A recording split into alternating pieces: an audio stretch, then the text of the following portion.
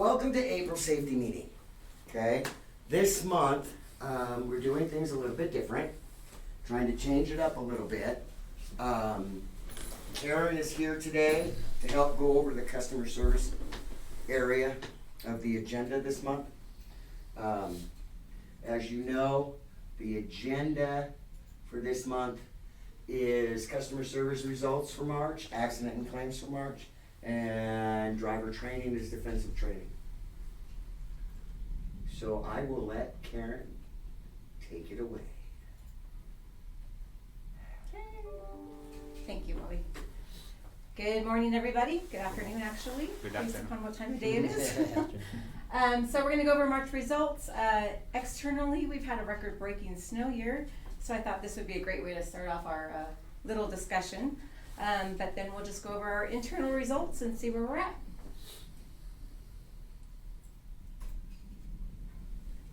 So first thing I wanted to cover is when things come over to the customer service desk, if I see things come over more than one time or a couple times consistently, then I want to share information.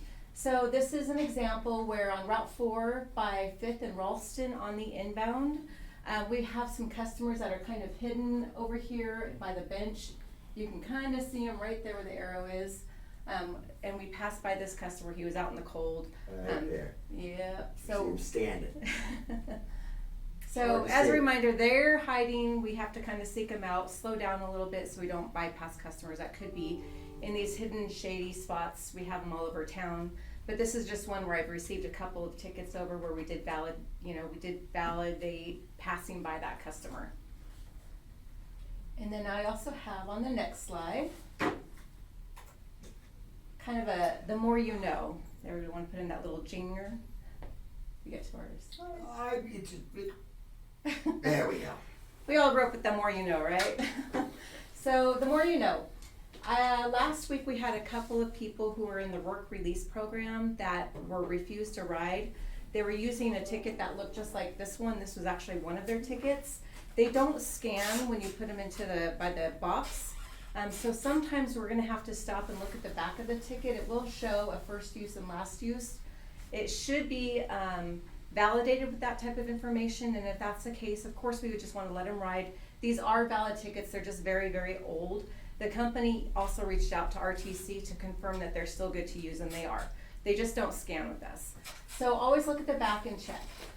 Even if by chance something is questionable on the back of the ticket, please just educate the customer and let them ride. Let them know whoever issued you this ticket, maybe have them reach out to RTC or customer service, being keyless me, and just to make sure everything is okay. If they need to get new tickets issued, we can work with them, but we don't want to refuse their ride. Any questions on those? Thank you. 6-month comparison, so the last couple of months we were around 60, 62. The month of March we increased quite a bit. We went up to 87 tickets. 2 of those were compliments, but the rest were all complaints. I'm not sure what happened the last couple months of March, but I got 44 tickets just in that short time span. So hopefully we can kind of get those decreased. I'm seeing it better this month so far, but I want to keep on the good trend. So I want to educate and talk about some of the things that we've been seeing. Okay, so all total complaints by type. Basically, every ticket that comes over is validated by me or it's invalidated by me, and if I can't find the information, it might be unknown.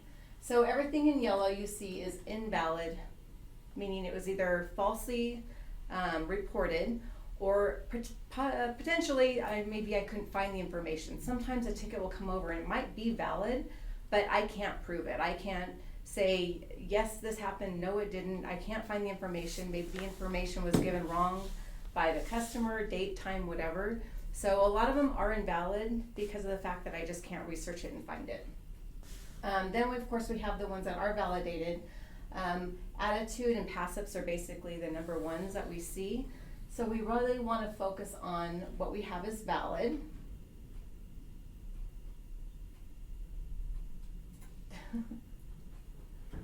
And preventable.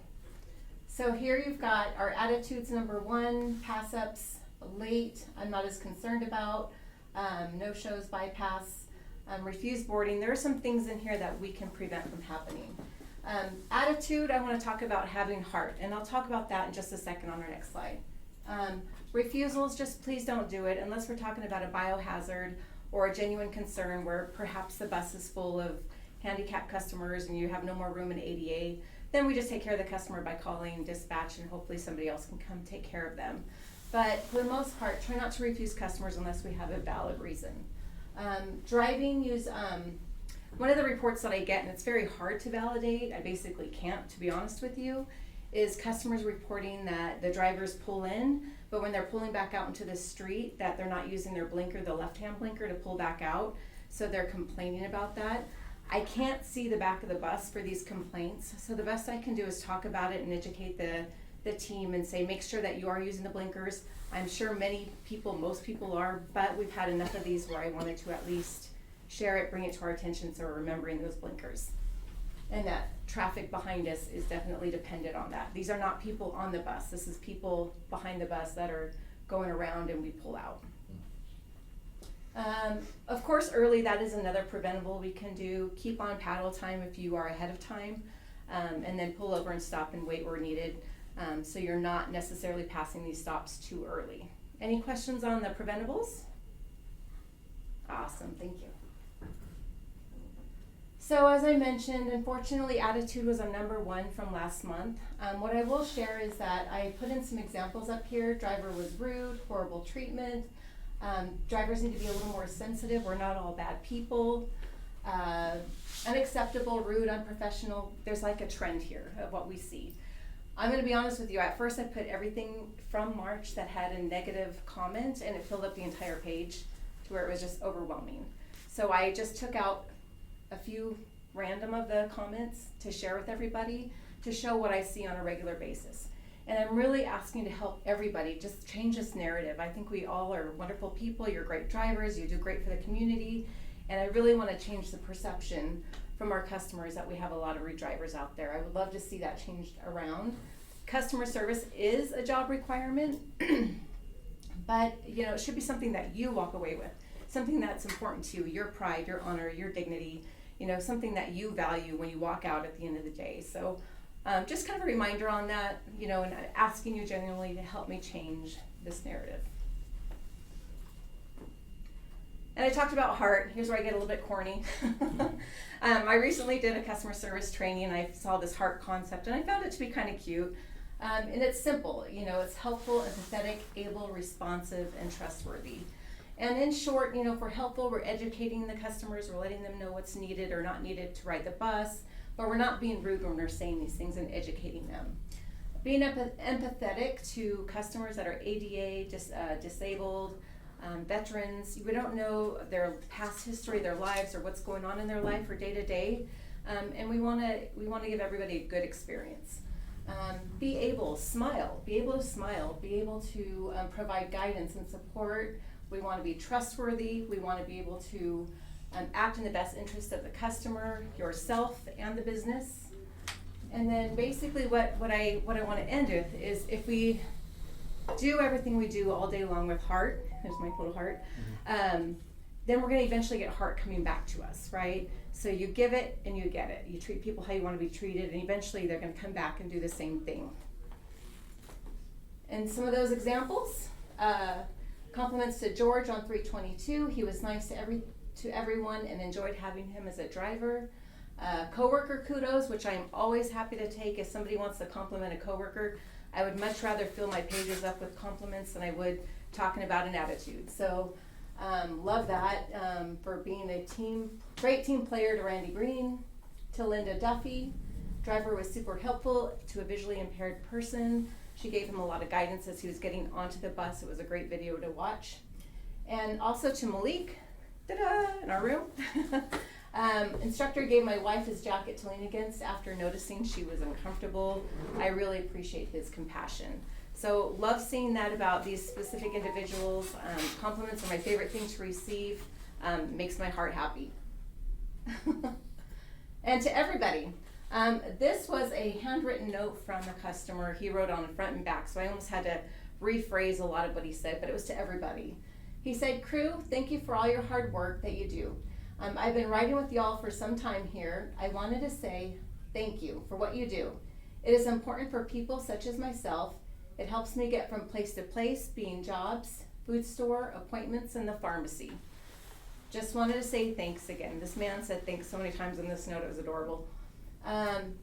It was important for him to make sure that you all get time to relax. He hope things are awesome. Keep up the good job. Hope people are being respectful. Much respect to you. Be happy and proud of the job you do. So thanks again. Have a good day. Sincerely, Ron W. Pratt Jr. And again, this is our heart paying off. This is a wonderful note to everybody, so kudos to all of you for that. Last but not least on my slides, if you have not done CUDA training yet, we'll be doing more classes next month for Module 1. Eventually we're going to lean into Module 2 and try to get those going. Worst case scenario, if people are having a hard time getting into a class, and we do need full classes on these, we'll start pulling people from routes if we have to get the classes full so we can get those taken care of. It's a facilitated conversation for that CUDA training, and to have only 1 or 2 people in that class, it's not beneficial, not to mention it's very time consuming on my part or the trainer's part. So please, if you see the sign up sheets, keep trying to get in there and we can hopefully get some full classes in there. Any questions on customer service? No? You guys are great. Thank you. Thank you. I give the floor to Bobby. All right, that was the best part of this meeting. Well, actually, I take that back. Karen is the second best part to this meeting. Agreed. The first best part to this meeting is the drive cam of the month. That's the best one. All right, so let's do March accidents. We had 5 non-preventable accidents, 5 hit by another vehicle. We have 8 preventable accidents, 3 hit another vehicle, 4 hitting fixed objects, 1 hit by another vehicle. Does anybody understand how a preventable accident happens when we were hit by another vehicle? Go ahead. Pull out in front of somebody and they can't help. Exactly right. This is exactly what happened. We had a driver in the left turn lane. Okay, traffic coming the other direction. It was also a snow day, heavy ice and snow. So it was at an intersection. He was in the left-hand turn lane. The light went yellow for him to go across. He was running out of time. He pulled out. He was probably maybe 5, 8 feet beyond the crosswalk. So he wasn't really far out in the intersection. He was still pretty much up here. He let a car go by. The light switched. He made a left turn out in front of another vehicle that was not going to be able to stop through the intersection, was going to run the red light. So, just because you have the light doesn't make it right that you pull out in front of somebody. So this driver was at fault because he pulled out in front of the other car. Car hit the brakes, slid all the way through the intersection. But the car was it was right there. It wasn't like he was a ways back and speeding. The car was right there. There's no reason for that. But if he didn't pull forward, he would have missed the light. And I think in an effort to catch the light so he wouldn't be put late, he made a poor judgment and pulled left. Okay.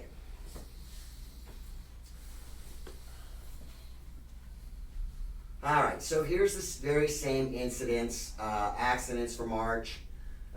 4 hit fixed objects, 1 hit by another vehicle, 3 hit another vehicle, and then we have the lone passenger injury that's been up there for a while.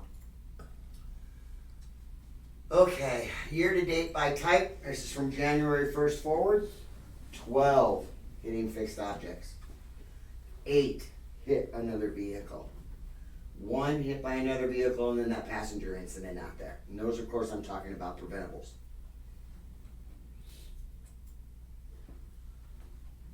All right, year-to-date accidents by location. 5 in the yard. Those are all hit fixed objects. 1 at 4th Street. Hit fixed object was the fence. Virginia line, there was 1. Route 1, there was 2. Route 2, there was 2. 7, 1.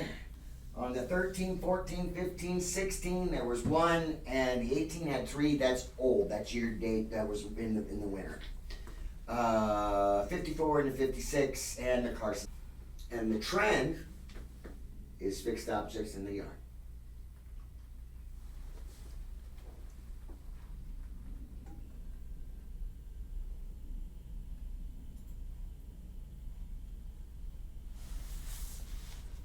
And let's stay in the same spot.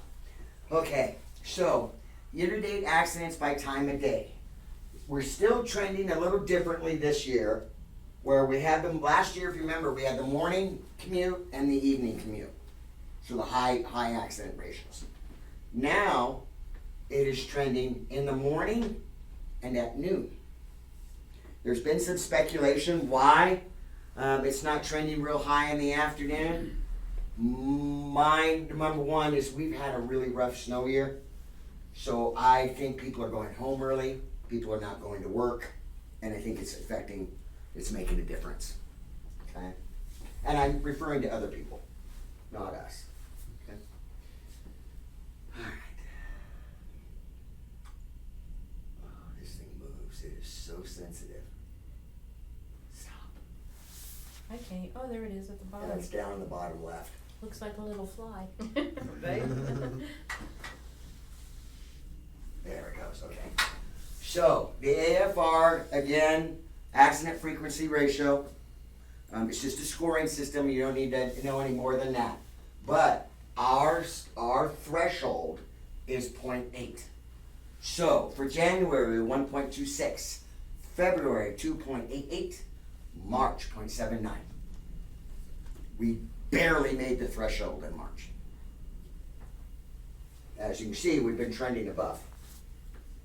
For KTA, AFR numbers. Okay, drive cam scores. 90 days, 2314 to 1448. 30 days, 1517 to 1467. This is the best one. In the 7 days, 110 down to 49. Good job, Congratulations. everybody. That is all on you guys, okay? The top 4 events are still trending the same. Incomplete stop, failed stop, rolling stop, and hard brake.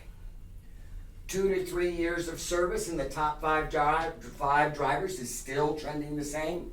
2 to 3 years of service. The only thing that has improved is it used to be up to 50 events, and now it's gone down to 20.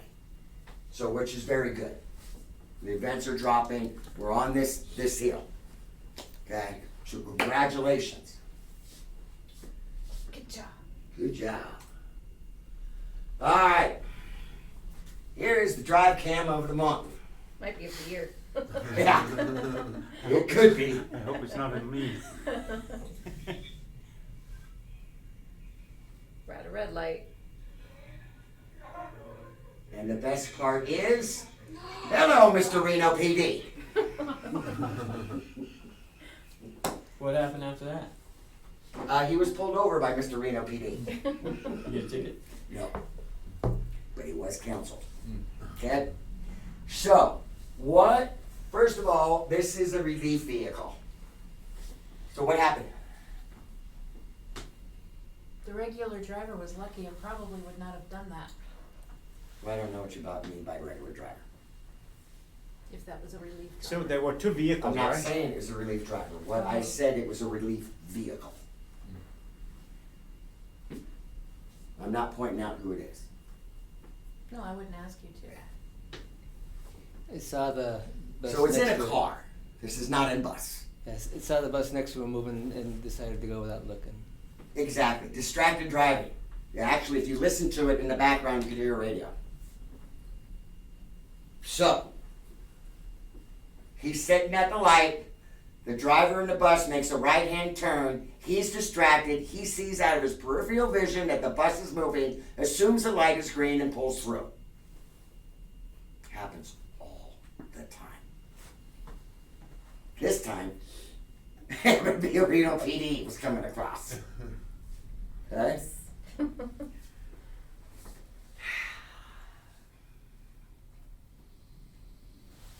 So, All right, give you guys a little background information. We have gone over LLLC 4 times in the last, I think it was 7 to 8 months.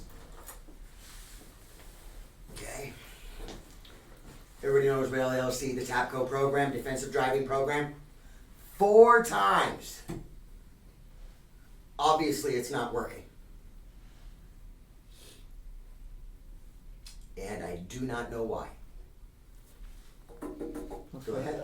Where I had that one accident, I was, I think it was the 21. I was coming back in on that one street because the detour, because the roundabout was blocked by a truck. Mhm. And there's 2 left turn lanes, and for some reason, I thought there was only one. But when I went there, I was running a little late because of the detour, and I guess just focused on the arrow. I didn't look at the ground. I didn't look at the lines. I didn't look at the signs. I was just focusing on the arrow. So for me, it's like the LLC. I didn't look around. I didn't, it's So just. what was the first thing that you said? Well, I wasn't focusing on anything but the arrow. I was running Oh, late. yeah. I think it's probably with The every detour, problem. yeah. Mhm. The detours. When I'm running late, that's when it makes me kind of drop what I'm You doing. cut corners. Yeah. That's what you'll go into Taquan and he will tell you safety before schedule. I get it that you go out there and they're running LD reports on you. I get it. Okay? Most of the time, and I'd say probably at least 60 to 7% of the time, when I interview a driver and I go wide, I was late. You want me to come out here with one of those tattoo things that says, safety before schedule? Bobby said so. Let's make a button for that. Yeah, make a button for that one. There you go. They like that. Okay, I can't emphasize enough, when we start cutting corners because we're running late, or I'm having a bad day and they pissed me off, or what are some of the other excuses? There's dozens of them. Those are the days you gotta count to 10, you gotta take a deep breath, reshift your main. It starts here. Okay? So, what I am trying to do is I found another a defensive driving it from a different point of view. So I'm hoping that even if just one of you from one class pays attention, there'll be one less accident every month. So all I can do is at the end of this, we're gonna go through the defensive driving course, and at the end, we're gonna sit down and have a little discussion again. Because we are coming to you guys and I wanna see what you guys want. What do you want in your safety meetings? You tell me what's gonna fix the situation. Can I say something? Sure. Okay. I believe the reason why most of the drivers paying attention to being late, so they just ignore the traffic and just floor it and will go there because they had a break to catch. And that break to them is very important, probably to have lunch, relax, or something. If you can do something to show them, if they pay attention driving, because I pay attention, I don't care about the time, be honest with you, I drive, and that's all I know. As long as I get safe and come back. But if you can plant that in their head, it's okay if you're late, we will fix something when you're late, we will fix it, we will boost your ride, we will do something, you still have that break, just don't get in an accident. Something like this. We used to boost the rides. Yes, we did. Now, I haven't been up there, so I don't know what's going on, honestly. Okay? But I will tell you this. We also used to put brakes in the paddles that said brake, not standby. Standby is paid time. It is not your break time. It is what they call relief. And I've been after them for months to change that word from standby to, what do they call it? Relief. It's basically when you're running late, they give you an extra 10 minutes to catch up so you start your next route on time. But that's what that is. That's what that time's built in there for. But since Side left, they stopped differentiating between brake and relief and just labeled everything standby, which makes no sense to me. Because there should be assigned brakes, there should be recovery time. That's what it is recovery time when you're running late. But,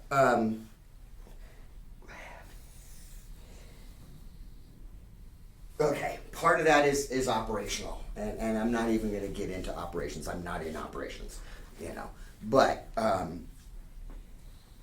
what I can tell you is I understand the pressure that everybody feels to be on time. I get it. Nothing in there is worth getting into an accident.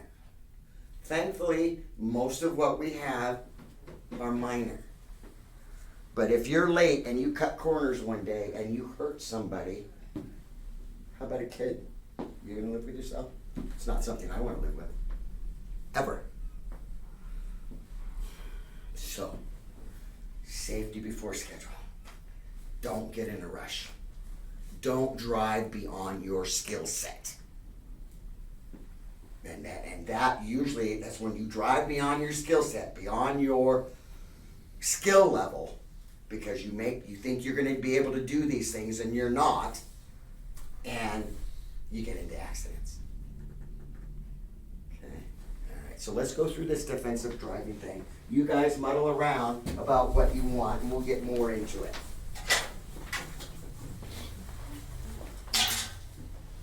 All right, so here's a 4-step process. It's another driving method. It's the IPDE. That's backwards up there. I just noticed that it was backwards. Okay, so identify, decide, predict, and execute. You guys do this all day long. Okay?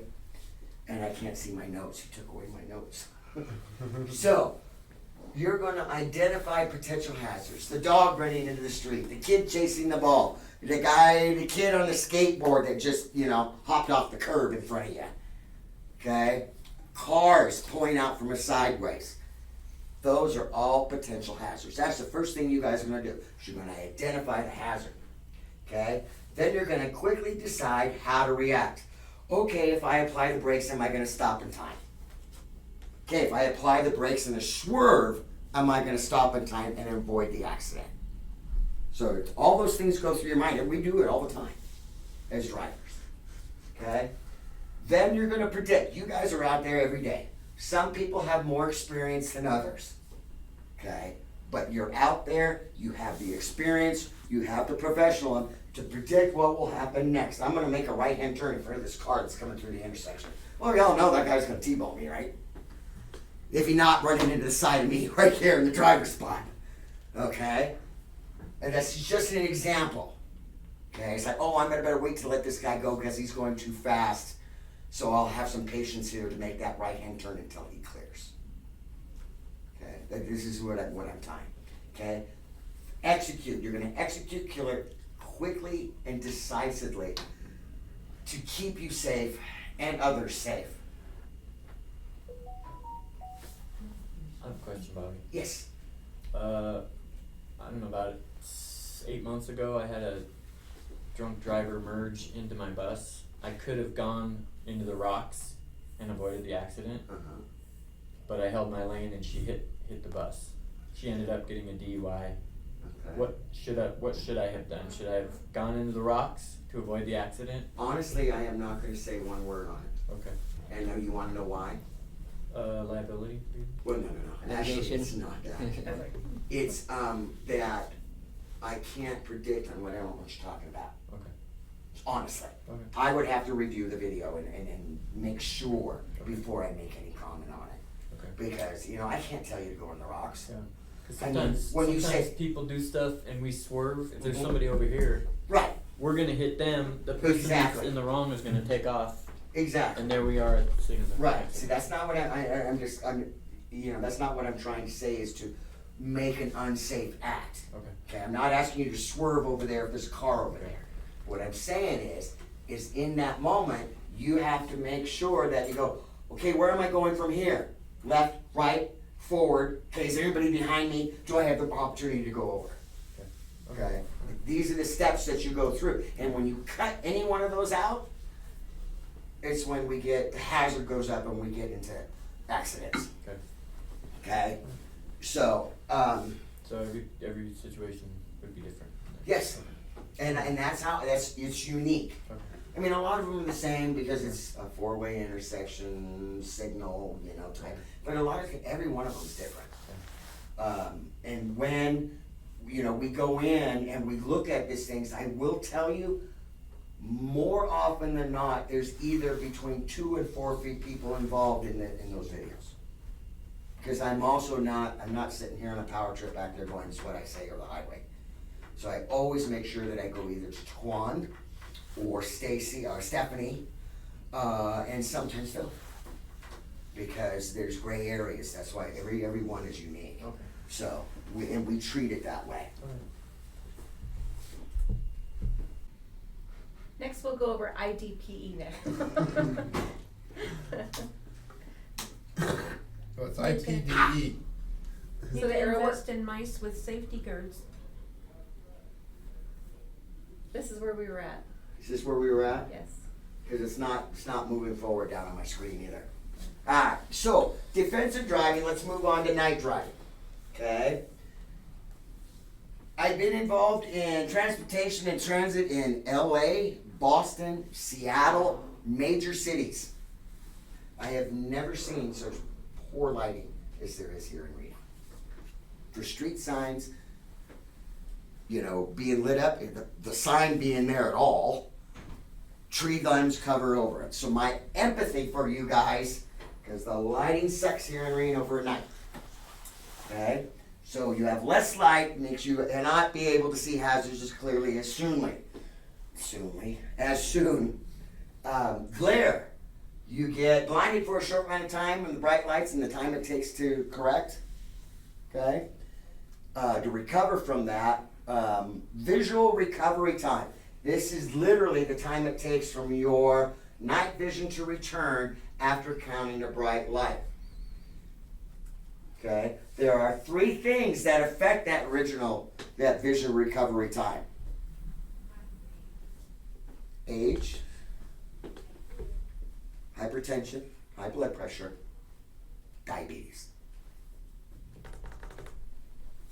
And I think we have a lot of those in this industry. There's a high percentage of people that have these things. So you gotta be careful. Okay, you wanna make sure that your headlights, your mirrors, clearance lights, turn signals, brake lights. I used to walk around with a rag, especially if I was working night shifts. Clean all my mirrors, clean my windshields, clean all my lights. The better they were clean, the more people saw me, the safer and the less risk, right? So, headlights are always turned on in night mode. The turn signals and brake lights, that's how you communicate to the rest of the public, right? Make sure they're all clean, working. Same thing with the windshields. If you have dirty windshields, you get light that will reflect off that dirt and it will even cause more glare. So it's really important that we keep things clean. Okay, so speed and following distance. I made this very easy, about as easy as I could get it to where we could remember it. Okay? I took, you need 1 second of space for every 10 feet, below 40 miles an hour. I call below 40 city traffic, I call it above 40 highway traffic. It's just generalities, okay? So, if you're going above 40 miles an hour, you want to add a second.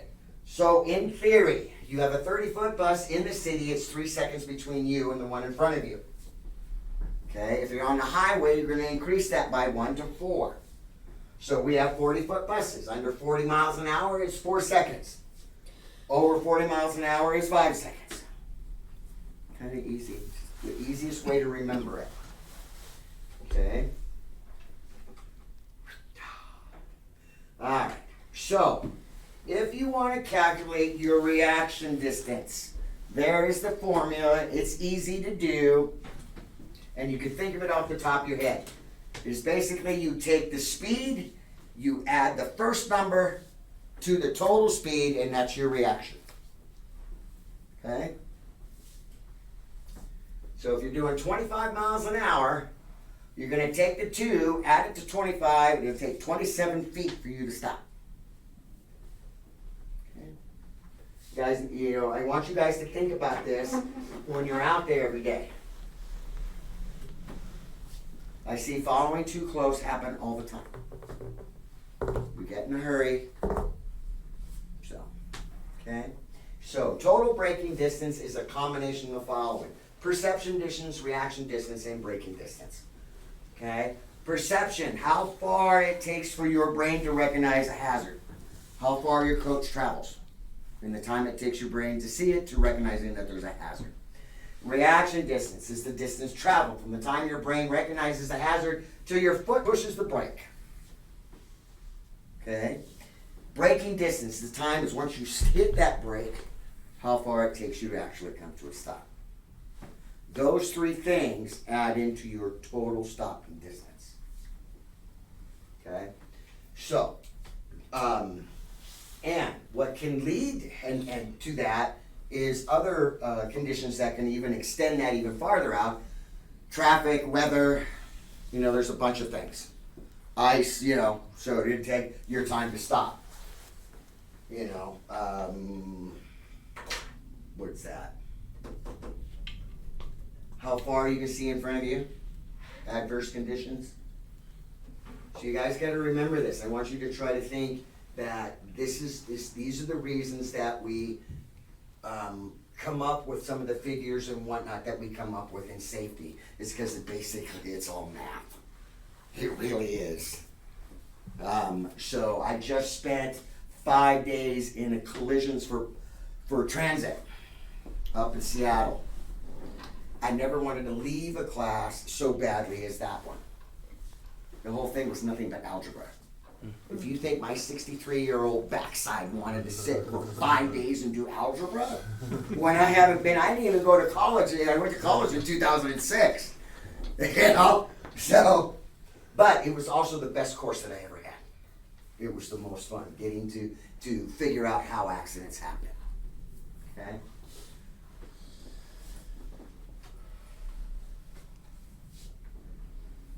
All right. Mirrors and blind spots. Here's another way to adjust your mirrors. Sit in your seat, lean your head to the left, touch the window, and move the mirror so that you can barely see to the side of your own vehicle. You're then going to move your head to the right and do the same adjustment that you want to repeat the process with the outside convex. Ignore the rear mirrors. You don't have rear mirrors. With the outside convex mirrors. Okay? When the vehicle leaves your field of vision from the inside mirror, it is picked up by the outside mirrors. Got that? One mirror to the top mirror.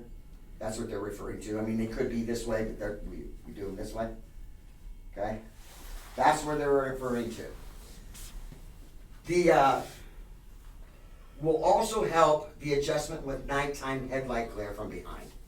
If your mirrors are improperly adjusted, you could get blinded from your mirrors. I mean, we've all seen that. If it's too far out, those headlights are going right in your eyeballs. So you want to make sure that, so you could just lean in a little bit and that glare goes right by you. So you're not looking into it. Go ahead. I found out, especially when I'm driving east and the sun is going down, because I'm second shift, and the sun comes right in my mirror. Mhm. So if I aim it down, just until the sun's gone, then it doesn't blind me every time I look in it. Yes. And I've heard of that. I know a lot of operators that do that. Just be cautious when you readjust your mirror so you don't see that. You make sure you pay special attention for your blind zones, your no zones. Because if you put your mirror out of adjustment so the lights don't blind you, now your mirror is out of adjustment so you can't see. There's areas that you can't see. That's where you just have to be aware that you make sure that you really focus on those areas while it's out of adjustment. You In still other have ways. those little one. Yes. Okay. So, by regularly checking your mirrors and the road ahead of you, you will increase your awareness of what is behind and ahead of your vehicle. Okay? If you notice, this doesn't tell you to make a right turn and adjust how to drive your bus, like a lot of the defensive driving does. It's not what I'm here to teach you. What I'm trying here to teach you guys so you understand is the amount of attention that you have to pay all the time. You know, don't let your mind wander and get distracted. Okay? I mean, like, you know, you could take that video that we watched.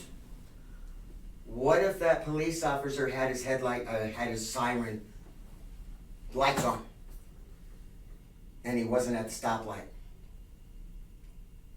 The police officer and our operator could have gotten hurt. You understand what I'm saying in that video? You know, it's a very real possibility. I know I sit there and laugh that he got busted by PD, but let's just say let's add lights and sirens and speed to that scenario that just happened, that we just watched. Could have been really ugly, huh? Yeah. So, Not to mention the person he's going to help. yes. And I also didn't say that, so you don't know who it is. So, passing parked vehicles, fixed objects, vehicles move in the same direction, vehicles move in the opposite direction. Your main concern is clearance. Okay? And you need to check for that clearance from the very beginning. I get people that come in, and when I ask them why they have mirror clips, they say, well, the road narrowed. And my question is, did you see that before you hit the mirror? Well, yeah, I could see it was narrowing, then why didn't you stop? Well, it's a 5 miles an hour zone. Why didn't you put your hip 4 ways on? And slow down. And creep around the mirror so you don't hit it. There's no excuse for hitting stuff. So, you have the experience. You have the training. Okay? You are the operator. You are in charge of that coach. That road narrows, you don't see it, and you hit something, it is squarely on your shoulders. Stop it in the middle of the street. Don't hit anything. I think slow down should be up there too. Yeah. I think it's probably in about 5 places on this whole presentation. This is the nuts and bolts. Okay? On an on-ramp, you want to look for freeway safety. These are just generalities. You want to gain speed on the on-ramp, slowly move with traffic. You want to watch for motorists entering the freeway. Adjust your speed up or down to assist them. You are the professional. You have to let the ideas and the thinking of a Class C operator away. Because when you stepped into the world of a professional, then you took on the role of protecting everybody else. You're the one that has the experience, the knowledge, and the training. So that means that if some guy's coming on the freeway and he's only doing 40 and you're doing 50, here's your options. Slow down and do 40. Get behind him. Change lanes over into the next lane so you can allow him to merge at 40. Pass him, move back over to the right. There's always options. But don't sit there next to a car and run him off the road. Because you are the professional. You know better. And I will hold you to that standard. Okay? Plan ahead to avoid frequent lane changes. Use safe following distance and govern speed accordingly. Avoid rubbernecking. Okay? Do not weave from one traffic lane to another and straddle lane dividing lines. The only time that you might want to do that is if you're too close. You don't want to do it. You don't want to run down the center of the road as a general. You know, you want to be in the middle of the lane. But there are times when you have to move to the left lane or move to the right or go over the lane and straddle the lane to have clearance on the right-hand side. Okay? Stay in the far right-hand lane when possible. Allow ample time for proper signals to properly exit, slowing down, changing lanes, and making 4 stops. This is the biggest one that I see. It was not one of the biggest. Do not travel alongside another bus in an adjacent lane except for a short time when taking different on-ramps or off-ramps. I can't tell you how many times a guy will do 35 and there's a truck that's sitting right there. It is stopped at the light. He'll do 35, go right by and tear off the mirror. Really? All to make a light? These are actual videos I've watched. Okay? So, this is all I'm telling you to do. Just knock that down. Common sense. Be aware of your surroundings. What's on your right? What's on your left? You have to take them in at all times. So, if you're standing at, there's a red light, okay, and there's a big truck sitting there, and you have the left-hand turn lane, don't pass them at 20 miles an hour, 30 miles an hour. Slow down. Make sure you're not going to clip anything. If you have to catch the next light, catch the next light. Because I guarantee you, if you hit the truck, you're going to miss more than the next light. And you're going to be really late. So it's just not worth it, guys. Okay. Do not travel alongside. I'm going to use this one this time. We got, are they in here? This is what you don't want. Okay? I can't really see this one, it's not bright. That one's dying. Yeah, I know. It is. All of these are being good dark. It's not much better. Yeah, a little bit better. Okay. What happens here? Oh, it's not quite up there. Blind spot?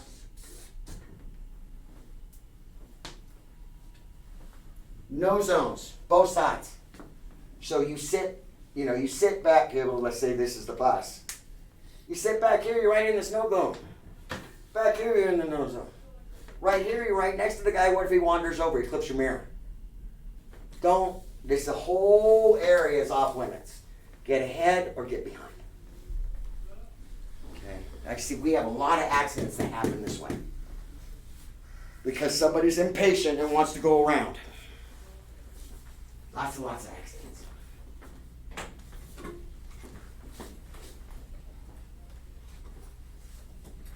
Okay.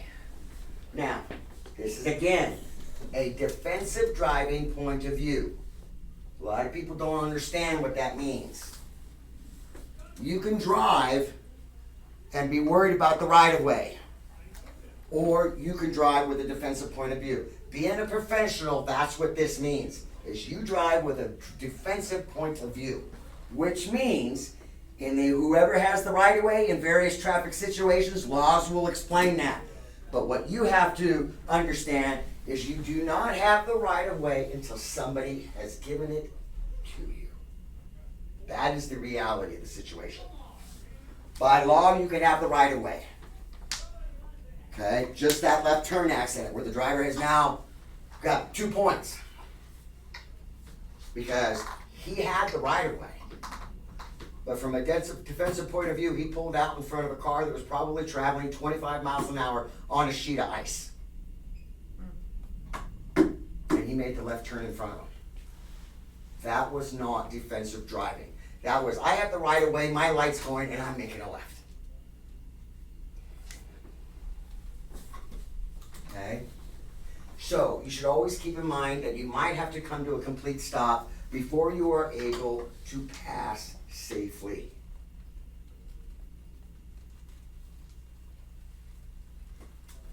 So, sharing the road with pedestrians. We've gone over this a lot of times. You are following the tips, will raise your awareness of pedestrians, keep everybody safe. Yield to pedestrians at marked and unmarked crosswalks. You want to cover the brake. This comes straight from Tapaco. Cover the brake, drive slowly, be ready to stop. Children dashing out. That's any hazard that's, could come out in front of you. Okay? Yield at the marked and unmarked crosswalks. Do not pass vehicles stopped at crosswalks. This one right here came very close to a fatality last year. You know what the driver said to me? Well, there was a truck there. I didn't see him, but the truck was stopped at the crosswalk. Truck stopped at flashing yellow light. He moved over here and went right through the crosswalk and dang near hit the pedestrian that was right in front of the truck. Okay? You guys you really have to think about it. You have to keep looking. What I'm trying to sit here is I'm not trying to beat you guys over the head. What I'm trying to do is make you aware that there are points of view that you may not normally look at in a driving situation. That where you're going up here, it's like, okay, I can go, there's nobody in the crosswalk, boom, I'm gone. But what you didn't see was the guy in front of the other car. Okay? I'm trying to make you aware of all the things that you have to, or remind you of all the things that you have to take into account.